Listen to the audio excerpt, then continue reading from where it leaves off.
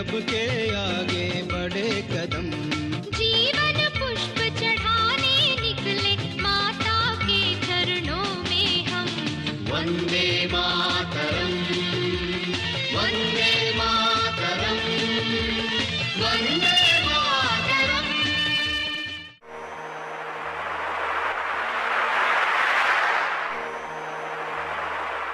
अभी हम सब के लिए बहुत खुशी की बात थी, पूरे देशवासियों के लिए, कि पतंजलि ने एक पहल करते हुए परम पूज्य स्वामी जी महाराज और श्रद्धा आचार्य जी ने, और पूज्य स्वामी जी महाराज और श्रद्धा आचार्य जी के मार्गदर्शन में हमारे ऋषियों ने, जो महर्षि चरक ने, सुश्रुत ने जो लिखा कि एक एक औषध के क्या क्या गुण हैं, कैसे वो हमारी इम्यून सिस्टम को बूस्ट करती है, किस प्रकार से उसको ऊपर प्रभाव डालता है, वो सारी चीज़ें जो कहीं ना कहीं हमारे ग्रंथों में हमारे ऋषियों ने लिखी हुई थी, उसके आधार पर पूज्य स्वामी जी महाराज और श्रद्धा आचार्य जी ने एक गाइडलाइन तैयार की। ऐसी 100-150 औषधियों को देखा गया कि इनके अंदर ऐसी कौन सी है जो नोवल कोविड कोरोना वायरस है, इस वायरस से लड़ सकती हैं। और पतंजलि के अंदर परम पूज्य स्वामी जी महाराज और श्रद्धा आचार्य जी वो संस्कृत के बहुत बड़े विद्वान हैं, लेकिन अगर हम आधुनिक विज्ञान की बात करें कि आधुनिक वैज्ञानिक टर्मिनोलॉजी क्या है, कैसे क्या किया जाता है, उनकी इनको क्या पता, तो उसके लिए यहाँ पर वैज्ञानिकों की एक बड़ी टीम है जो पूरी चीज़ों को समझती है। ऐसे ऐसे वैज्ञानिक हैं जो यूएस की रेपुटेड लैब में रहे हुए हैं। उन वैज्ञानिकों के साथ पूरी एक योजना बनाई गई कि किस प्रकार से हम इस महामारी से लड़ सकते हैं, इससे कैसे निपट सकते हैं। इसके साथ साथ गवर्नमेंट के जितने जो बड़े हॉस्पिटल हैं, उसमें से एक बड़ा हॉस्पिटल है, मैं उसका नाम आपके साथ साझा करना चाहूँगा। एक बड़ा हॉस्पिटल है निम्स यूनिवर्सिटी राजस्थान। इसको अगर हम फुल फॉर्म की बात करें तो इसकी जो निम्स यूनिवर्सिटी है, जो राजस्थान की निम्स हॉस्पिटल है, इसके साथ ये जयपुर का बड़ा हॉस्पिटल है, इसके साथ तय किया गया कि हम कोरोना के ऊपर हम एक रिसर्च करेंगे, हम कोरोना से आयुर्वेद के माध्यम से बच सकते हैं। और देखिए, ये जो दवाई बनाने की बात, कोरोना की वैक्सीन बनाने की बात, दवाई बनाने की बात, उसके उपचार की बात, ये पूरी दुनिया में हो रही है। वैक्सीन अलग है, ट्रीटमेंट अलग है, दोनों चीज़ें अलग अलग हैं। मैं मिक्स नहीं कर रहा हूं, लेकिन मैं मोटे तौर पर यह समझाना चाहता हूं, ये बताना चाहता हूं कि पूरी दुनिया की मिलिट्री की लैब लगी हुई है, इजराइल की मिलिट्री की लैब लगी हुई है, यूके, यूएसए, इन सब की लैब्स लगी हुई हैं। चाइना ने तो अपने हैकर्स को छोड़ा हुआ है कि पूरी दुनिया में कहीं कोई डेवलपमेंट होती है, कहीं कुछ खोज होती है, तो उसके डाटा को उड़ा दिया जाए। उसके डाटा को उड़ाकर उसी में थोड़ा सा, जैसे 6 महीने लगाकर कुछ रिसर्च किसी इंस्टीट्यूट ने की, उस डाटा को वैसे ही उड़ा लिया जाए और उस रिसर्च में थोड़ा बहुत चेंज करके फिर उसको नए रूप से प्रस्तुत कर दिया जाए। और इस कोरोना वायरस के बारे में पहले ही बात हो चुकी है, पहले ही बताया जा चुका है। मैंने भी बहुत बार कहा है, दुनिया के दूसरे लोगों ने कहा है कि ये कोविड कोरोना वायरस, ट्रंप भी ये कहता है, CIA कहता है, और केवल अमेरिका नहीं कह रहा, कनाडा कह रहा है, न्यूजीलैंड कह रहा है, ऑस्ट्रेलिया कह रहा है, इटली कह रहा है, ब्रिटेन कह रहा है, जो बड़े बड़े देश हैं वो कह रहे हैं। इजराइल के जो मोसाद के जासूस रहे हैं, उसने कहा है कि वुहान की ये जो लैब जहां से नोवल कोविड कोरोना आया, ये कोई सिविल लैब नहीं है, ये एक मिलिट्री प्रोजेक्ट रहा है, मिलिट्री की एक ये लैब रही है। तो ये इसके बारे में वो बातचीत करते हैं, वो इसके बारे में डिटेल में बताते हैं। अगर ये वैक्सीन, इसका कोई ट्रीटमेंट यदि कोई भी देश खोज लेता है तो उस देश की इकोनॉमी को बहुत बड़ा बूस्ट मिलने वाला है। देखिए, आज पूरी दुनिया में, मैं ये रेफरेंस के साथ बता रहा हूं कि फार्मा कंपनियां अरबों डॉलर खर्च करती हैं अमेरिका में सांसदों के चुनाव लड़वाने में। WHO स्वास्थ्य संगठन में $5 बिलियन का उसका जो वार्षिक बजट है, उसका 1/3 केवल बड़ी फार्मा कंपनियों के दान से आता है। मतलब WHO जो चलता है, अमेरिका फंडिंग करता है, चीन करता है, हर देश फंडिंग करता है, वो एक हिस्सा है। WHO यदि 100 रुपए कहीं खर्च करता है तो उस 100 रुपए में से जो 35 रुपए आते हैं, वो 35 रुपए बड़ी फार्मा कंपनियों के यहां से आते हैं। यूरोपियन मेडिकल एजेंसी का 85% बजट फार्मा इंडस्ट्री की फंडिंग से आया था। यूरोपियन मेडिकल एजेंसी है ना, जो सारे पैरामीटर तय करती है, गाइडलाइन तय करती है, उसको फंडिंग करने का काम कौन कर रहा है? फार्मा कंपनियां कर रही हैं।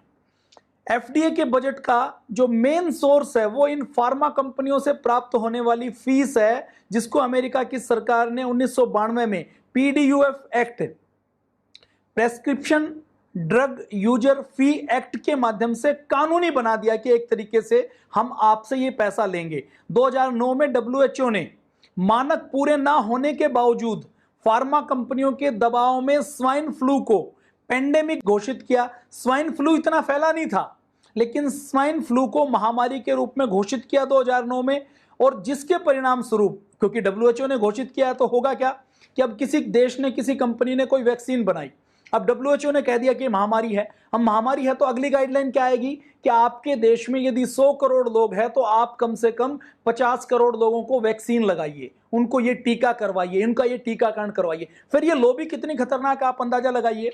तो ये जो पहनाते हैं, उसके बाद फिर क्या करते हैं कि जैसे मान लो मुझे कल को ऑस्ट्रेलिया जाना है, या मुझे यूएसए जाना है, यूके जाना है, कहीं ट्रेवल करना है, तो ट्रेवल के साथ मैंडेटरी क्या कर दिया जाएगा कि मुझे वीजा अप्लाई करना है तो वीजा अप्लाई करने से पहले मुझे अपना वैक्सीनेशन का कार्ड दिखाना पड़ेगा कि मैंने वो वैक्सीनेशन करवाया है कि नहीं करवाया। यदि वैक्सीनेशन नहीं है तो मैं उस देश में जा नहीं सकता। ये लॉबी इतनी खतरनाक है। और ये जो वैक्सीन की, ये नोवल कोविड कोरोना फैलाया गया है, ये म्यूटेट करता है, ये जेनेटिकली इंजीनियर्ड किया गया है, ये सारी बातें अलग अलग प्लेटफॉर्म से आ रही हैं। मैं नहीं कह रहा हूं, आप गूगल कर लीजिए, आप मीडिया को देख लीजिए, आप विशेषज्ञों को सुन लीजिए, उसमें चाहे ऐसे ऐसे जो वायरोलॉजी के जो बड़े विशेषज्ञ हैं उनके आप बयान सुन लीजिए। साउथ कोरिया की बात ले लीजिए, जापान की बात ले लीजिए, उनके विशेषज्ञ ये बात कह रहे हैं, यूके वाले कह रहे हैं, ब्रिटेन की अलग अलग यूनिवर्सिटी ये बात कह रही हैं, इटली कह रहा है, फ्रांस कह रहा है, इजराइल कह रहा है, यूएसए कह रहा है, अमेरिका कह रहा है, और अमेरिका के साथ साथ कनाडा कह रहा है, न्यूजीलैंड कह रहा है। तो ये सारे लोग ये बातें कर रहे हैं। तो वैक्सीन की लॉबी कितनी खतरनाक है। तो अभी तो वैक्सीन की लॉबी का एक अगला इरादा क्या है कि चावल के दाने के, जो छोटा मेमोरी कार्ड चावल का दाना है ना, इस चावल के दाने के बराबर की चिप बॉडी के अंदर ही इंजेक्ट कर दी जाए, कि वैक्सीन की चिप लगा दी जाए कि जब कहीं जैसे बार कोड में हम स्कैन करते हैं ना, कि बार कोड में हम पेटीएम को स्कैन करते हैं तो पता लग जाता है कि उसका कितना नंबर है, ऐसे ही स्कैनिंग हो हर व्यक्ति की और उसकी वैक्सीनेशन का डाटा सामने आ जाए। और ये वैक्सीनेशन के नाम से कोरोना की वैक्सीन आएगी। ये कोरोना की वैक्सीन कोई 100, 200, 500 रुपए की आने वाली नहीं है। अभी कोरोना को जो महामारी के रूप में जो फैला है और जो फैलाया गया है, इसका जो हवा बनाया गया है, इसको अगर आप मूल में जाएं, डब्ल्यूएचओ के बयान देखिए आप 31 दिसंबर को पहली बार डब्ल्यूएचओ को चीन की चिट्ठी मिली थी, और चीन की चिट्ठी के साथ साथ ताइवान की चिट्ठी मिली थी। पहली 31 दिसंबर से लेकर अब तक के डब्ल्यूएचओ के आप बयान देख लीजिए, मई तक उनके बयान ऐसे रहे, अप्रैल तक, कि ये कोई फैलता नहीं है, ये आदमी से आदमी के बीच में फैलता नहीं है, सोशल डिस्टेंसिंग की आवश्यकता नहीं है, इंटरनेशनल ट्रैवल के ऊपर बैन लगाने की आवश्यकता नहीं है, कोई खतरा नहीं है। और जब एक बार ये विस्फोट हो गया, तो विस्फोट होने के बाद डब्ल्यूएचओ क्या कहता है कि अफ्रीका के 50% लोगों को होने का अंदेशा है, इस देश के इतने प्रतिशत लोगों को होने का अंदेशा है, हो सकता है कि इसका कभी वैक्सीन मिले ही ना, हो सकता है ये वायरस हमारे बीच से कभी जाए ना। मतलब डब्ल्यूएचओ की भूमिका कितनी संदेहास्पद है। एक व्यक्ति ने एक शब्द प्रयोग किया था, मैं दोबारा से प्रयोग कर रहा हूं, ये डब्ल्यूएचओ जो होना तो वर्ल्ड हेल्थ ऑर्गेनाइजेशन चाहिए, ये वर्ल्ड हेल्थ ऑर्गेनाइजेशन ना होकर वर्ल्ड हॉरर ऑर्गेनाइजेशन हो गया है। वर्ल्ड हेल्थ ऑर्गेनाइजेशन ना होकर ये वुहान हॉरर ऑर्गेनाइजेशन हो गया है, चाइनीज हॉरर ऑर्गेनाइजेशन का ये काम कर रहा है। तो ये एक लॉबी है पूरी। इस लॉबी की योजना क्या है कि पहले तो इसको महामारी के रूप में प्रचारित प्रसारित किया जाएगा। चाइना से जो फोटोग्राफ्स आए थे, आपने देखे होंगे कि सड़क के ऊपर लोग मर रहे हैं, सुअरों को गड्ढों में डाला जा रहा है, जो चूजे हैं उन चूजों को जमीन के अंदर दबाया जा रहा है, बॉक्स के अंदर, घर के अंदर लोगों को सील कर दिया जा रहा है। ये सारी चीजें आई, वो सारी जो क्लिप्स हैं ये कहीं से निकली नहीं थी, ये वायरल जानबूझ के करवाई गई थी ताकि पूरी दुनिया के अंदर एक टेरर पैदा हो जाए, एक हॉरर पैदा हो जाए। और अभी सोशल मीडिया के ऊपर कितना नियंत्रण है, आप देख लीजिए कि आप कोरोना ट्रीटमेंट नाम का शब्द लिख दें, आप कुछ भी लिख दें तो आपकी पोस्ट को डिलीट कर दिया जाएगा। आपको 3 दिन पहले 24 घंटे के लिए ब्लॉक किया जाता है, उसके बाद फिर आपको ब्लॉक कर दिया जाएगा 3 दिन के लिए, फिर 7 दिन के लिए ब्लॉक कर दिया जाएगा। इन सारी चीजों को देखते हुए आपको क्लियर हो जाता है, अमेरिका ने तो सीधे सीधे कहा कि ये डब्ल्यूएचओ किसी काम का नहीं है और मैं डब्ल्यूएचओ को मानता नहीं हूं। डब्ल्यूएचओ से वो एग्जिट कर गया, यूएसए ने अपने आप को एग्जिट कर लिया और यूएसए ने कहा कि डब्ल्यूएचओ को मैं जो फंडिंग करता हूं वो कोई फंडिंग में डब्ल्यूएचओ को करने वाला नहीं हूं। डब्ल्यूएचओ के डायरेक्टर मिस्टर टुड्रोस, उसकी जन्म कुंडली मुझे मुंह जबानी याद है। मिस्टर टुड्रोस डब्ल्यूएचओ का जो आज का डायरेक्टर है, मैं आपको बताऊंगा तो आपके पैरों तले जमीन खिसक जाएगी। वो इथोपिया नाम का एक देश का रहने वाला है, वो जो अफ्रीकन कंट्री है, छोटा सा देश है, उसमें वो वर्ल्ड टेररिस्ट ऑर्गेनाइजेशन में जो लिस्टेड ऑर्गेनाइजेशन था उसका 3रे नंबर का पदाधिकारी रहा है, आप अंदाजा लगा लीजिए। और अभी जब 2017 में चुनाव हुए थे तो उसके चुनाव में उसको बैकिंग करने का काम चाइना ने किया था। उसको डब्ल्यूएचओ का डायरेक्टर ही चाइना ने बनाया है और उसने जो डब्ल्यूएचओ के डायरेक्टर का चयन करवाया है वो डायरेक्टर का चयन किसी बड़े मकसद के साथ करवाया है। और चाइना के अंदर आपने देखा होगा कि बहुत अधिक लोग नहीं मरे, तो इसकी वैक्सीन तो इलाज पहले से है, बस ये महामारी की तरह हो जाएगा तो पूरे इंटरनेशनल लेवल के ऊपर इसकी वैक्सीन बेची जाएगी। भारत के अंदर जिस प्रकार से लॉकडाउन हुआ, जिस प्रकार से इकोनॉमी बैठी, जिस प्रकार से मजदूर गए, जिस प्रकार से काम धंधे बंद हुए, जिस प्रकार से 20 लाख करोड़ रुपए का पैकेज भारत की सरकार को जारी करना पड़ा, जिस प्रकार से आपने देखा होगा कि ये कोरोना और इस वायरस के कारण, इस महामारी के कारण स्कूल बंद हो गए, कॉलेज बंद हो गए, सब कुछ ऐसा लगता है कि रुक गया हो, बिना किसी मिसाइल के, बिना किसी गोली के ऐसा लगता है कि पूरी लाइफ ठहर गई हो। तो इसके बीच में अभी एक खबर आएगी कि एक कंपनी ने वायरस का टीका बना लिया है। अब मैं आपसे पूछता हूं कि आपका काम धंधा बंद है, आप ऑफिस में नहीं जा पा रहे, आपके बच्चे घर के अंदर लॉकडाउन है, आपके आसपास कोई पता लगता है कि कोई व्यक्ति मरीज है तो आप कुछ भी छूते हुए डरते हैं। आपको यदि कोई व्यक्ति कहे कि 10,000 रुपए का एक टीका है और ये 10,000 रुपए का टीका आप लगवा लेंगे, वैक्सीन आप लगवा लेंगे, तो आपको कोरोना का खतरा नहीं होगा।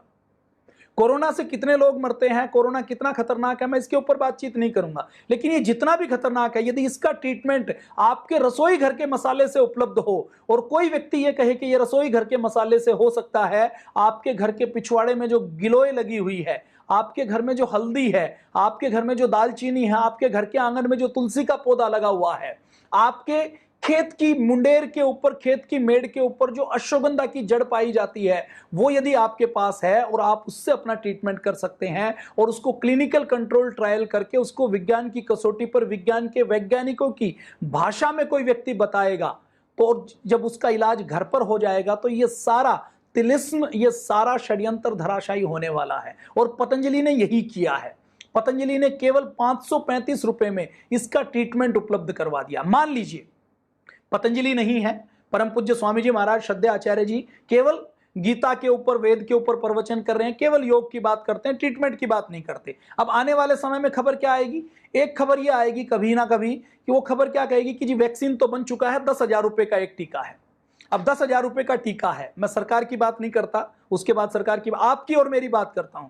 हिंदुस्तान में 50 से 60 करोड़ लोग ऐसे मिलेंगे जो ये कहेंगे कि मेरे घर में 4 मेंबर है, 10,000 रुपए का टीका है तो मुझे ये टीका लगवाना है। क्यों लगवाना है? क्योंकि मैं ये टीका लगवा लूंगा, अपने बच्चों को लगवा लूंगा तो मेरी जान बच जाएगी। और ये टीके के 10,000 रुपए तो 2 महीने में पूरे हो जाएंगे, मैं काम के ऊपर जाऊंगा, मेरा डर निकल जाएगा, डर निकल के मैं काम करूंगा, मैं अपना बिजनेस करूंगा, मैं व्यापार करूंगा, मेरे बच्चे पढ़ेंगे लिखेंगे, तो उतना नुकसान तो मुझे 1 महीने में पूरा हो जाएगा। क्योंकि जितना नुकसान मुझे कोरोना के डर की वजह से आज हो रहा है, वो नुकसान यदि मैं कोरोना के डर से निकल गया तो वो नुकसान तो मेरा पूरा हो जाएगा। कि कोई 40,000 रुपए में आपका पूरा परिवार सेफ गार्ड हो जाएगा, तो आप वो टीका लगवाएंगे कि नहीं लगवाएंगे?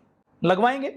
आपके अकाउंट में पैसे होंगे तो आप अपनी सेविंग से लगवाएंगे, अपने पीएफ से पैसे निकलवाएंगे, अपने घर में आपकी पत्नी ने जो बचा के रखे हैं वो खुद निकाल कर देगी, आपको मांगने नहीं पड़ेंगे। आप हो सकता है अपनी पत्नी को सामान्य कहें, महिलाएं बचाकर पैसे रखते हैं ताकि किसी आपात स्थिति में काम आए, उस धन को निकाल दो, तो वो सामान्य तौर पर तैयार नहीं होंगी, तो वो खुद कहेंगी, आपके पास आकर कहेंगी। मीडिया में जैसे ही खबर आएगी कि वैक्सीन बन चुका है और 10,000 रुपए का एक टीका है, तो वो घर में आपके 5 साल के बच्चे को लेकर आएगी कि तत्काल इसको तो टीका लगवाना है, मुझे लगवाओ या ना लगवाओ, और तुम्हारे पास पैसे नहीं है तो मैं अपने तिजोरी में से पैसे निकाल कर देती हूं, पर्स में से देती हूं। तिजोरी और पर्स में पैसे नहीं है तो मैं अपना मंगलसूत्र बेचने के लिए तैयार हूं, मुझे गहनों की आवश्यकता नहीं है। वो कहेंगे कि हम अपने पीएफ से निकलवाने के लिए तैयार हैं, एफडी तोड़वाने के लिए तैयार हैं, और कुछ नहीं तो हम कर्ज लेने के लिए तैयार हैं, और कुछ नहीं तो रिश्तेदार कहेंगे कि भाई ये वैक्सीन तो लगवा लो, ये जान बचानी तो जरूरी है, पैसे नहीं है तो पैसे मैं देने के लिए तैयार हूं।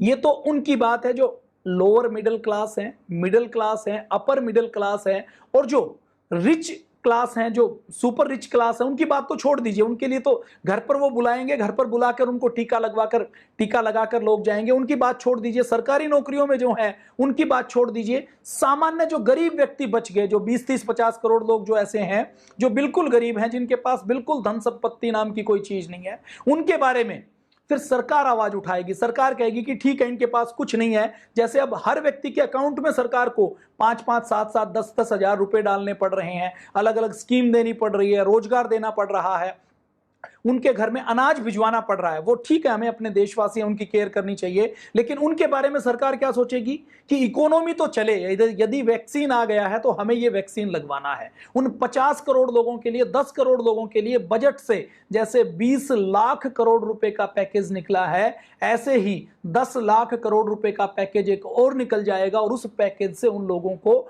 वैक्सीन लगाई जाएगी, टीका लगाया जाएगा। उनको जरूरत है या नहीं है ये अलग बात है, उनकी आवश्यकता है या नहीं है, क्योंकि भय है, टेरर है, और आज आवश्यकता इस भय और टेरर से निकालने की है। इस भय और टेरर से आज WHO चाहे तो नहीं निकाल सकता। आज हमारे देश में यदि हम हेल्थ मिनिस्ट्री की बात करें तो हेल्थ मिनिस्ट्री यदि ये कहे कि ये दवा कोरोना की वायरस की दवा है, आप इसको खा लो, आप इससे बच जाओगे, आपको बिलीव नहीं होगा। यदि आयुष विभाग भी कहे तो उसके ऊपर भी बिलीव नहीं होगा। लेकिन पतंजलि की विश्वसनीयता इतनी अधिक है। दिक्कत दवा की घोषणा करने से नहीं है, दिक्कत इस दवा से भी नहीं है, दिक्कत यह भी नहीं है कि यह दवा अच्छी है या बुरी है, यह दवा कितना काम करेगी, इस दवा का कितना क्लिनिकल कंट्रोल ट्रायल हुआ है, इस दवा के अंदर कमियां क्या है, इसके अंदर किसका क्या कम्युनिकेशन गैप रहा, किसको सूचना दी गई या नहीं दी गई, ये दिक्कत नहीं है। दिक्कत है कि पतंजलि की विश्वसनीयता की, कि पतंजलि कुछ कहता है, परम पूज्य स्वामी जी महाराज कुछ कहते हैं तो लोग आंख बंद करके यकीन करते हैं। और लोगों में मैं ये कहूं कि अपने भारत के अंदर यदि जांच की बात की जाए तो साउथ कोरिया छोटा सा देश है, 2.5-3 करोड़ की आबादी है, उसके अंदर जो जांच की दर है, भारत में यदि एक व्यक्ति की जांच होती है तो साउथ कोरिया के अंदर, जापान के अंदर, USA के अंदर, इटली के अंदर और ब्रिटेन के अंदर 100 व्यक्तियों की जांच होती है। तो अपने यहाँ यदि हम जांच की बात करें तो जांच ही उसकी होती है जिसके यहाँ बहुत ज्यादा लक्षण दिखाई देते हैं, या जो कोई व्यक्ति मान लीजिए किसी XYZ की, हमारे ऑफिस में किसी को कोरोना हो गया तो जो उसके संपर्क में होते हैं उनकी जांच होती है। कोई सामान्य व्यक्ति जांच करवाना चाहे तो जांच होना संभव नहीं है। और आज हो क्या रहा है, दिल्ली में मेरे कुछ रिश्तेदार हैं, उनसे जब पिछले दिनों बात चल रही थी तो उन्होंने बताया कि लोग 10 लाख रुपए कैश अपने बैग में डाले हुए हैं, और वो जब उनको कोरोना के सिम्टम आते हैं तो कोरोना के सिम्टम आने के बाद उनको हॉस्पिटल वाले एडमिट करने के लिए तैयार नहीं है। वो 10 लाख रुपए जेब में है, उनके बैग में डाले हुए ब्रीफ केस के अंदर, लेकिन हॉस्पिटल में बेड नहीं मिल रहा, हॉस्पिटल के अंदर बेड बुक करवा दिए गए हैं। ऐसी मारामारी का तरीका है कि कोई व्यक्ति जाता है पेशेंट, तो पेशेंट हॉस्पिटल में घूमता रहता है, लेकिन हॉस्पिटल के अंदर उसको एंट्री नहीं दी जाती, उसको एंट्री करवाई नहीं जाती, हॉस्पिटल के अंदर उसका टेस्ट नहीं होता। तो ऐसे वातावरण के बीच में देखिए, ये कुछ लोगों को कोरोना हो सकता है, कुछ लोग मर सकते हैं। अभी भी मृत्यु दर की बात करें तो मृत्यु दर कितनी है, अभी कोरोना जो हुआ है 9 मिलियंस को हुआ है, 90-95 लाख को हुआ है, मरे कितने हैं 4.5 लाख। तो मृत्यु दर कितनी है, 3-4% मृत्यु दर है। और इन 3-4% का भी आप आकलन करते हैं तो ये पाते हैं कि इनमें से कोई ऐसी क्रोनिक डिजीज है कि जिसमें उनकी जान की पहले से गारंटी नहीं है। मैं अपने एक परिचित की बात बताता हूं। अपना एक परिचित गुवाहाटी से आया, गुवाहाटी से दिल्ली आया, हमारे संगठन का कोई जानकार व्यक्ति था, 75 साल उनकी उम्र, उनके साथ उनकी धर्मपत्नी, उनकी भी 72-73 साल की उम्र, उनकी धर्मपत्नी की कुल्ले में फ्रैक्चर, उस फ्रैक्चर के कारण उनका कोई नया ब्लड नहीं मिल रहा, उनको ट्रेन से आते आते कोरोना हो गया, सिम्टम दिखाई दिए, बुखार आया, टेस्ट करवाया गया, दोनों का टेस्ट करवाया गया, दोनों को कोरोना निकला। उन महिला की डेथ हो जाती है जिनकी 73-74 वर्ष की आयु है, कुल्ला टूटा हुआ है, सर्जरी में पहले से ही है, कॉम्प्लिकेशन पहले से ही है, अब 73-74 साल का शरीर है तो इम्यूनिटी भी वीक है, एक्सीडेंट हो चुका है तो और क्रोनिक स्टेज आ चुकी है, अब उनकी डेथ हो जाती है। तो अब वो जो 75 साल के बुजुर्ग हैं, उन 75 साल के बुजुर्ग का कोरोना पॉजिटिव है, उनको हॉस्पिटल में एडमिट करवाया जाता है, उनको आईसीयू में रखा जाता है और वो ठीक होकर बाहर आ जाते हैं। और क्योंकि वो मेरे परिचित थे, ये फार्मूला जो कल इजाद किया गया, मैंने जब यहाँ के रिसर्च साइंटिस्ट से पूछा कि इसकी कागजी कार्रवाई तो जब होगी तब होगी, आप मुझे बता दीजिए कि क्या लेना चाहिए, तो उन्होंने वही बताया जो पूज्य स्वामी जी महाराज और श्रद्धेय आचार्य जी जो टीवी के ऊपर बता रहे हैं। कोई गुप्त एजेंडा नहीं, कोई सीक्रेट फार्मूला नहीं, वो बताया, मैंने उनको वो बताया, उनको वो दिया गया, या अंदर से उनके इम्यूनिटी उनकी बूस्ट हुई और वो हॉस्पिटल से डिस्चार्ज हो गए। 75 साल का व्यक्ति भी कोरोना पॉजिटिव आने के बाद वो डिस्चार्ज हो रहा है। तो इस भय से निकालने का काम पतंजलि कर रहा है। और ये लोबी कितनी खतरनाक है इसके बारे में आपको जानकारी है। हमारी ब्लड शुगर कितनी नॉर्मल है या अबनॉर्मल है, ये तय करने का काम कौन करता है? ये तय करने का काम फार्मा की लोबी करती है। हमारा बीपी कितना ठीक है, कितना अबनॉर्मल है, ये तय कौन करता है? ये फार्मा की लोबी करती है। हमारे अंदर हमारा जो कोलेस्ट्रॉल का लेवल है, हमारा जो लिपिड प्रोफाइल है, उसका लेवल क्या होगा, कहां हमारा हाई लेवल कहा जाएगा, किसको बॉर्डर लाइन कहा जाएगा, किसी को अपर लाइन कहा जाएगा, किसको बॉर्डर लिमिट कहा जाएगा, ये तय कौन करता है? ये फार्मा कंपनियों के एडवाइजर तय करने का काम करते हैं। मैं आपको एक और फैक्ट बताता हूं, भारत के अंदर, भारत में जो 135 करोड़ की आबादी है, इसको पूरी दुनिया में डायबिटीज की कैपिटल कहा जाता है। इस डायबिटीज की कैपिटल की बात करें तो जैसे डायबिटीज, मान लीजिए, मुझे नहीं पता, मैं मेडिकल का एक्सपर्ट नहीं हूं, मान लीजिए 120 जो यूनिट है वो फास्टिंग की यूनिट है तो डायबिटिक है, उससे ऊपर है तो। लेकिन अब बीच में उन्होंने एक लाइन और डाल दी कि 100 से 120 जिसकी है वो प्री डायबिटिक है। एक टर्म क्या डाल दी? Pre diabetic. अब अगर 120 से 100 की लिमिट कर दी जाए तो हिंदुस्तान के अंदर 135 करोड़ लोग हैं, तो आप कल्पना कीजिए कि पहले से मान लीजिए 10 करोड़ डायबिटीज वाले हैं। अब ये थोड़ी सी लिमिट गड़बड़ हो गई तो कितने करोड़ लोग और डायबिटीज वाले हो गए? अब इतने करोड़ लोग जैसे प्री डायबिटिक या डायबिटिक कहे जाएंगे तो हर व्यक्ति डायबिटीज की दवाई खाने के नाम पर 20 रुपए की 30 रुपए की दवाई खाएगा। हर व्यक्ति रोज 20 रुपए की 30 रुपए की दवाई खाएगा। 1 करोड़ लोग भी उसकी दवाई खाएंगे तो 20 करोड़ रुपए का प्रतिदिन का, इसको साल को आप जोड़ेंगे तो हजारों करोड़ का ये बैठता है। तो ये सारी लॉबी कितनी खतरनाक है कि हम स्वस्थ हैं या नहीं है, ये बताने का काम कौन करती है? ये लॉबी करती है। 1980 में अमेरिका के राष्ट्रपति रोनाल्ड रीगल ने एक एक्ट पास किया जिसके कारण पब्लिक के पैसे से चलने वाले नेशनल इंस्टीट्यूट ऑफ हेल्थ और दूसरी यूनिवर्सिटी की रिसर्च और खोजों को प्राइवेट कंपनी खरीद सकती हैं और उसका पेटेंट करवा सकती हैं। अपने भारत के अंदर तो मैं एक दुखद बात बताऊं, भारत के अंदर जो जितनी भी एग्रीकल्चर की यूनिवर्सिटी हैं उसमें, क्योंकि मेरे बहुत परिचित लोग हैं, वो ये कहते हैं कि जी हम रिसर्च तो करते हैं, रिसर्च सरकार के पैसे से करते हैं, लेकिन रिसर्च होने के बाद रिसर्च तो कहीं छापी जाती है, वो रिसर्च तो इंप्लीमेंट होती नहीं है, लेकिन उस रिसर्च के डाटा को हमसे ये विदेशी कंपनियों के लोग एक तरीके से या तो खरीद लेते हैं या चुरा लेते हैं, या हमारे डिपार्टमेंट में ऐसे लोग प्लांट कर देंगे जो हमारे कंप्यूटर सिस्टम से वो डाटा उन एग्रीकल्चर कंपनियों को दे देते हैं, बीज और दवा बनाने वाली कंपनियों को दे देते हैं, जो उसके आधार पर मोटी कमाई करने का काम करते हैं। तो रिसर्च में क्या होता है ये आपको पता है। रिसर्च में भारत की कहीं स्थिति नहीं है। अगर पतंजलि जैसा इंस्टीट्यूट, जिसकी पतंजलि रिसर्च इंस्टीट्यूट का इनॉग्रेशन करने का काम खुद देश के प्रधानमंत्री माननीय नरेंद्र भाई मोदी जी ने किया था, उन्होंने इसका उद्घाटन किया। और अभी जब ये कोरोना वायरस फैला तो खुद माननीय प्रधानमंत्री मोदी जी ने आयुर्वेद के एक्सपर्ट को बुलाया था आयुष की कमेटी में। परम पूज्य आचार्य जी और दूसरे एक ग्रुप में पूज्य स्वामी जी महाराज उसमें थे।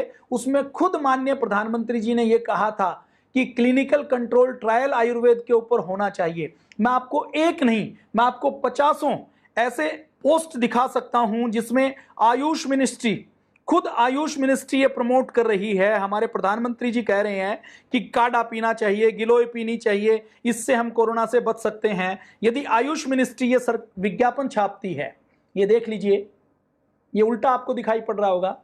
आयुष मिनिस्ट्री विज्ञापन छापती है माई गवर्नमेंट माई ऐप में, उसमें ये लिखती है। इन सब में आप देख रहे होंगे कि ये सारे विज्ञापन है जिसमें वो कहती है गिलोय लगाने के लिए अभियान शुरू कर रही है, घर घर लगे गिलोय, इसके लिए अभियान शुरू कर रही है। प्रधानमंत्री मोदी जी खुद इन पोस्टर को ट्वीट कर रहे हैं, इसके बारे में कह रहे हैं कि हमें अपनी रसोई घर से, अपने ट्रेडिशनल आयुर्वेद से इसका उपचार खोजना चाहिए।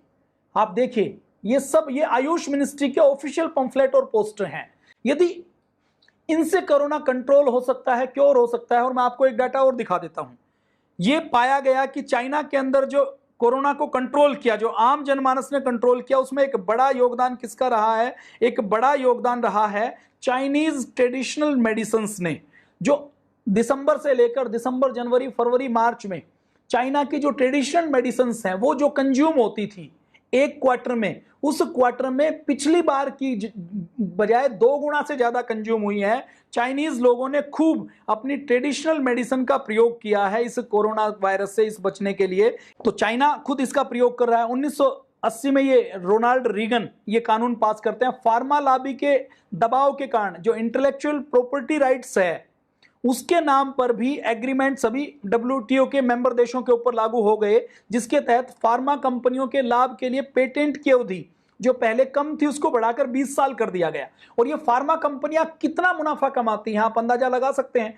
एक टैबलेट जो 10 पैसे की बनती है उसको 1,000 रुपए की बेचने का काम करते हैं। 5-5 हजार, 10-10 हजार, 1-1 लाख गुना ज्यादा प्रॉफिट लेने का काम करती है। नोवार्टिस नाम की एक कंपनी है जो ब्लड कैंसर की एक दवा बनाती थी। ब्लड कैंसर की उसकी दवा, उसकी कॉस्ट 1 महीने की जहां 1 लाख से लेकर 1.25 लाख पड़ती थी, भारत की कंपनी ने जब वो बनानी शुरू की तो उसकी कॉस्ट घटकर केवल 10,000 रह गई। ये बहुत फेमस किस्सा है। आमिर खान ने जो सत्यमेव जयते बनाया था ना, उसमें भी ये विषय लिया था, तो इसकी जानकारी आपको पूरी मिल जाएगी। मैं इसकी डिटेल में चर्चा नहीं करता, केवल इतनी चर्चा करता हूं ये कि फार्मा की लॉबी इतनी खतरनाक है, इतनी खतरनाक है कि किसी देश में राष्ट्रपति कौन होगा, प्रधानमंत्री कौन होगा, हेल्थ मिनिस्टर कौन होगा, हेल्थ की पॉलिसीज क्या होंगी, ये तय करने का काम ये करते हैं। और मैं आपको एक और कमाल की बात बताता हूं कि हमारे यहां महर्षि सुश्रुत और चरक जी ने जो आयुर्वेद का ज्ञान दिया है वो अद्भुत दिया है।